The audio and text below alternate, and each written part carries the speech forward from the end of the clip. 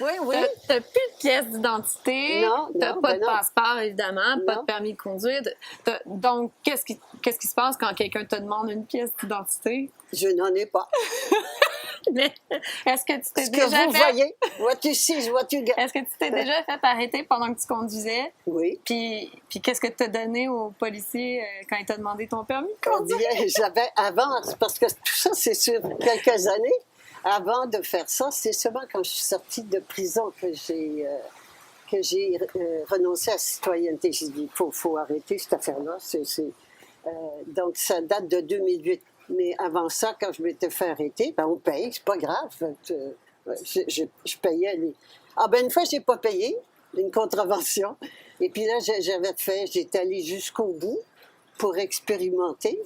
Et j'avais fait une journée ou deux de prison puis bon, j'avais payé finalement. Mais Donc, tu es vraiment une grande criminelle. Tu es allée 2 fois en prison. La fois que tu n'as pas payé l'étiquette et la fois parce que tu n'as pas payé tes impôts.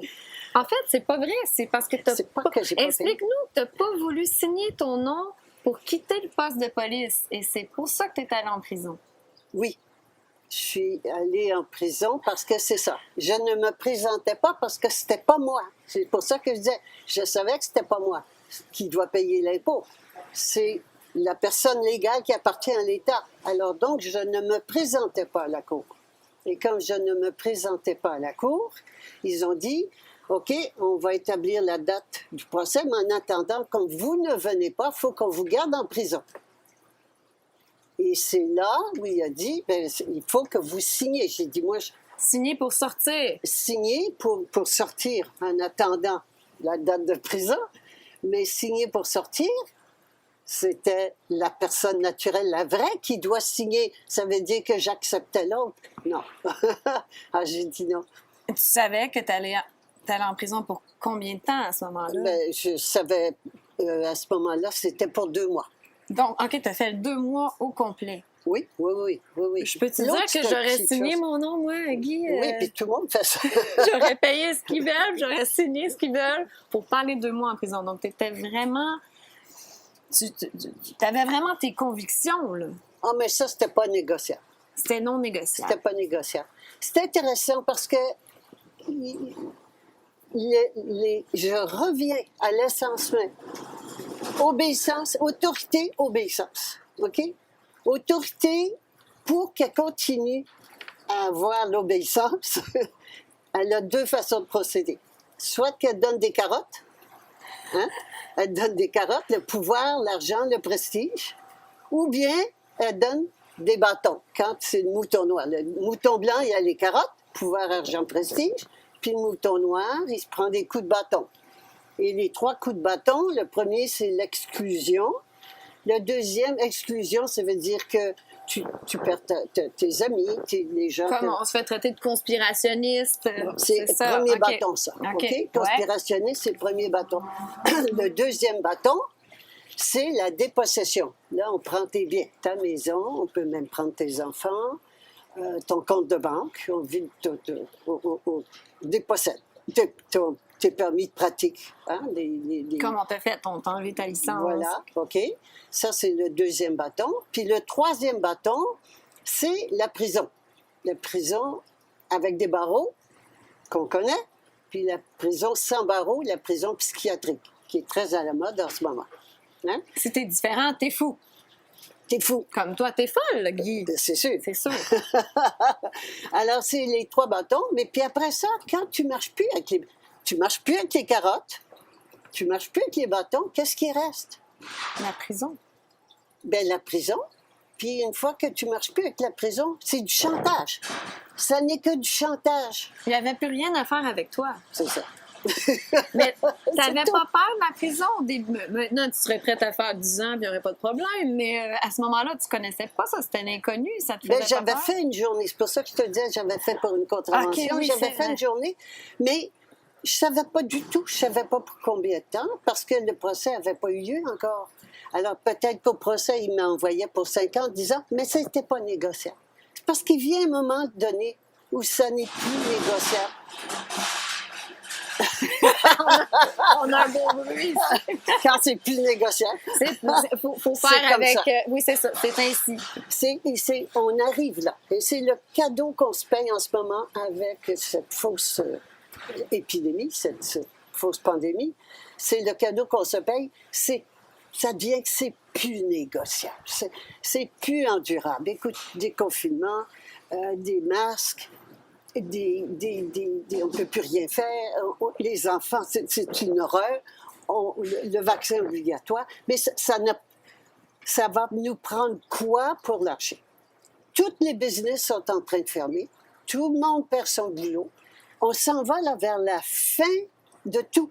Est-ce qu'on va se rendre jusqu'où avant de dire, ben moi, ça arrête ici? Mais qu'est-ce que ça va c'est prendre? juste ça. Il va falloir que les moutons se réveillent et deviennent des juments souveraines. Qu'est-ce que ça va prendre pour que ça s'arrête? Alors, ça arrête le jour où je dis, c'est fini. C'est fini. Je ne me soumets plus. Alors, il y a d'abord, on arrête le mouton blanc. Et le mouton noir, lui aussi, il faut qu'il arrête. Parce qu'il gagnera jamais. On ne gagnera jamais. Le mouton jamais va gagner contre le berger dans la bergerie. Jamais, jamais, jamais. Alors, ce qui arrive en ce moment, c'est que le berger coupe les vivres, il met des lois, il renforce les clôtures, il restreint les moutons dans la bergerie. Il leur donne une petite carotte quand même, la PCU, pour pas trop ce qu'il faut pour qu'ils se tiennent tranquilles, qu'ils ne chicanent pas, qu'ils ne se fâchent pas. Mais on ne gagnera jamais. Donc, c'est ça, c'est important. Arrêtez de se battre, arrêtez de penser que ça va revenir comme avant, arrêtez de vouloir un nouveau gouvernement. Qu'est-ce que ça fait, une jument? Ben, ça dit, j'ai plus besoin de gouvernement. On n'a pas encore, mais je me dis, quand est-ce que quelqu'un va le dire? Il n'y a personne qui dit, on n'a plus besoin. Oh! Mais là, les gens vont dire, mais qui va s'occuper de nos routes, de nos services publics et tout ça? Ben oui, je suis contente que tu as posé la question. D'habitude, quand on me dit ça, les cheveux montent droit sur la tête. Je sais c'est quoi la réponse, mais je me mets à la place du téléspectateur. Les routes? Ceux qui les construisent déjà. Ceux qui les construisent déjà? Avez-vous Quelle vu bonne un réponse. politicien construire une route? Voyons donc. Un banquier? Un banquier, un politicien, un curé, ça ne construit pas les routes, ils font rien. Donc, c'est d'aller directement aux gens et de ne plus passer par un intermédiaire. On n'a pas besoin d'intermédiaire. Donc, ça serait de payer pour nos services directement en communauté? Ben, on va s'organiser, ben oui, localement. Tu habites à côté de moi, on fait une route, parfait. On s'entend, OK? Et puis on construit la route. Mais on est tellement riche. On pense encore en pauvre. Il faut arrêter de penser en pauvre. On est richissime. Regardez-les, les quelques milliardaires, leurs milliards qui sortent. Ils font des milliards à tondre la laine des moutons. Ben oui, on est richissime. Un banquier, ça produit rien. Un politicien, ça produit rien. Et puis un prêtre, un gourou, ça produit rien. Mais arrêtons de donner notre pouvoir puis notre argent. On n'a pas besoin de gouvernement. Mais il y a une condition. Le gouvernement, puis c'est un petit jeu de mots qu'on peut vivre ici au Québec. Le premier ministre au Québec, il s'appelle Legault. Et c'est un transfert de pouvoir de l'ego à l'âme. Ah, j'adore ça, celle-là! Sans méchanceté. Legault à l'âme, l'ego à l'âme. De rire de ces choses-là, on s'est fait prendre, on a donné notre pouvoir, on se fait traiter comme des moutons, des esclaves. Oui, comme des animaux. Et oui, nous sommes du bétail pour eux, parce que nous nous prenons pour du bétail. On se comporte comme du bétail, comme des animaux. On pense encore comme des animaux. Et c'est ça le mouton, c'est de penser à un animal qui a oublié qui il était. Et donc, c'est vraiment le moment, ça nous prend ça pour dire, ben, qui suis-je? Comment ça se fait que depuis des milliers d'années, des milliers, sinon des milliards, c'est trop gros pour moi, là, d'années, il y a une minorité qui réussit à dominer puis exploiter la majorité. Mais c'est parce que la majorité, elle croit qu'elle a besoin d'un maître, qu'elle a besoin d'un plus grand être qu'elle. On pense que ça nous prend des gens plus intelligents que nous, plus capables, plus élevés, plus évolués. Il est donc fondamental qu'on aille à la racine de ce problème qu'on véhicule depuis des milliers d'années d'une petite clique qui domine puis qui exploite la majorité. Et oui, le problème fondamental, c'est que c'est la majorité qui donne son pouvoir, son argent, ses talents et tout le reste à la minorité. Et pourtant, et pourquoi on fait ça? Pourquoi on fait ça? On fait ça.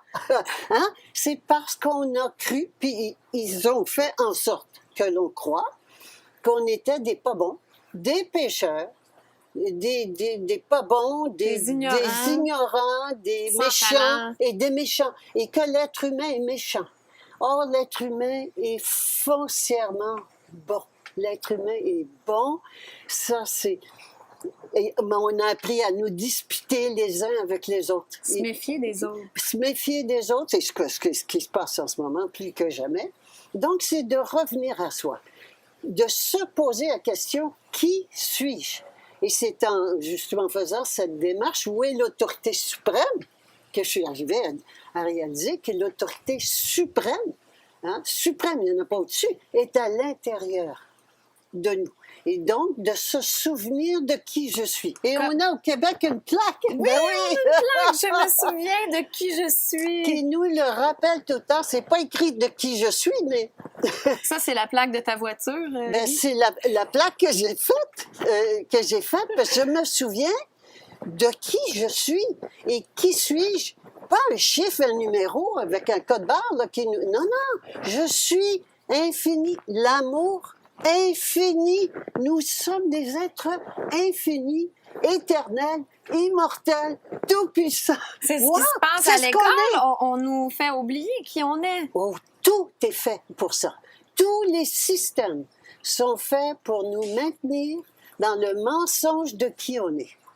Toutes les autorités nous ont toujours menti. De tout temps, dans tous les domaines, toutes les autorités nous ont toujours trompés. Donc là, on essaie de savoir la vérité, on essaie de comprendre à partir d'un mensonge. Oui. Il faut s'élever Oui. au-dessus du mensonge T'as pour tout comprendre.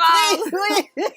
Parce que je vois beaucoup des gens qui mettent leur confiance entre les mains de scientifiques, les médecins, les microbiologistes, machin, mais il faut s'élever au-dessus de ça. Oui, c'est tout faux. C'est tout faux. C'est un monde de mensonges, mur à mur. Mur à mur, le mensonge. Nagui, tu vas te faire enfermer de dire ça. Ils m'ont déjà enfermé. Mais ils ont lâché prise avec toi et tu te fais plus achaler avec ça. Ils n'ont plus aucun pouvoir sur toi. Qu'est-ce que tu vas faire avec quelqu'un qui ne marche plus? Ni aux carottes, ni au bâton. Je vais te faire voir un petit peu le... Oui, absolument. Je vais montrer ça. Pour ça, c'est très bon. Les gens puissent nous suivre un petit peu. Hein? Je le montre comme ça. Je ne sais pas si on voit bien ici, à l'écran. On a le mouton blanc qui, lui, est soumis, puis il pense que les autorités sont bonnes pour lui. Il y a le mouton noir, lui, est plus élevé en conscience. Hein? Il est plus conscient de qui il est, le mouton noir. Et lui, il voit que les autorités sont pas bonnes pour lui. Mais mouton blanc ou mouton noir, c'est du mouton. C'est des moutons. Ça a peur. Qu'est-ce que c'est un mouton? C'est un pauvre mouton peureux. Donc, même les conspirationnistes, là, on est des moutons noirs. Tout le monde. Et tout le monde, il n'y en a pas de solution. Et qu'est-ce qu'on fait? On se fait battre entre eux, les Blancs, avec les Noirs. Hein? Les Blancs qui traitent les Noirs de conspirationnistes, puis les Noirs qui traitent les Blancs d'imbéciles de porter des masques. Mais tout ça, c'est du mouton. C'est de sortir du mouton. Il faut être des juments souveraines. Toi, Guy, c'est... Découvrir la souveraineté individuelle. Alors là, ici, c'est intéressant, la souveraineté individuelle, et là, on commence à vivre. Ici, on est dans la survie qui nous mène directement à la mort, alors que nous sommes des êtres immortels. Attends, On est immortel. on est immortel physiquement. La mort, ça n'existe pas. Alors, mais on a Attends, peur de mourir. on est immortel. On n'est Oui. pas supposé mourir jamais. Non, on peut laisser notre corps, quitter notre corps, puis s'en aller. Quitter. Moi, je décide que c'est fini, mon passage sur Terre. Moi, quand je dis moi, toi, tout le monde, hein, en tant qu'individu, nous sommes immortels, nous avons toujours été, nous sommes ce qu'on appelait Dieu. Mais c'est pas vrai, c'est un faux Dieu. Le vrai, autorité suprême est intérieure. J'ai toujours été, je serai toujours. Et je fais un passage sur la terre en ce moment. Donc, j'ai sauté mon âme, sauté dans un corps que mes parents ont fait, OK? Sauté dans un corps, et pour faire vivre une expérience sur terre. Mais comme je pense que je vais mourir, que je vais vieillir et mourir, bien, je vieillis et je meurs. La pensée crée. Alors, mais l'immortalité, c'est pas que on va vivre 1000 ans sur la Terre, c'est que on va vivre le temps qu'on a à vivre ce voyage-là. Puis quand mon voyage est fini, je décide de quitter, je quitte. Je laisse le corps là et je redeviens l'âme non incarnée que je suis en réalité, l'esprit immortel, universel que je suis. Et on revient. Et on revient tant que on n'a pas... On revient tant que l'âme n'a pas... À chaque fois, l'âme se développe. Et c'est ça la différence entre un mouton blanc, un mouton noir, une jument sauvage, une jument laide. Ce sont des évolutions de conscience. C'est la conscience qui évolue. La conscience, c'est mon éveil à la réalité de qui je suis. Plus je deviens consciente de qui je suis, plus j'évolue en conscience. Hein? Les moutons blancs, les moutons noirs, je me souviens de ça, il n'y a pas des bons puis des méchants là-dedans. C'est juste des états d'évolution, de conscience différents. Absolument. Là où on est rendu. Absolument. Et donc, là, on est rendu, en tant qu'humanité, à faire le grand saut. De mouton noir à jument souveraine. De mouton noir à jument souveraine.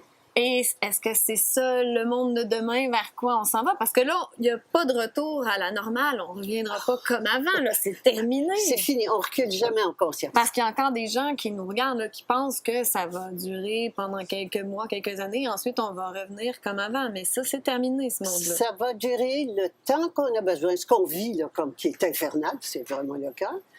Ce qu'on vit en ce moment, ça va durer le temps dont on a besoin pour évoluer, pour faire le grand saut. Parce que c'est pas là juste une petite amélioration de conscience. C'est le grand saut aussi gros que quand la chenille devient un papillon. Qu'est-ce qu'elle fait la chenille quand elle devient un papillon? Elle rentre dans un cocon. Et on est dans le cocon en ce moment. Même les moutons blancs? Tout le monde est dans le cocon en ce moment. Oui. Et devient cocon. Et qu'est-ce qui se passe dans le cocon? La chenille se désagrège. Et de là émerge le papillon. C'est exactement ce qu'on est en train de faire. Alors donc, le but de ce qui se passe en ce moment, c'est que notre mouton se désagrège. Le mouton peureux qui pense qu'il n'est pas capable, qui pense que ça se peut pas, qui pense qu'il a besoin d'un maître, qui pense qu'il y a des plus grands que lui, etc., etc.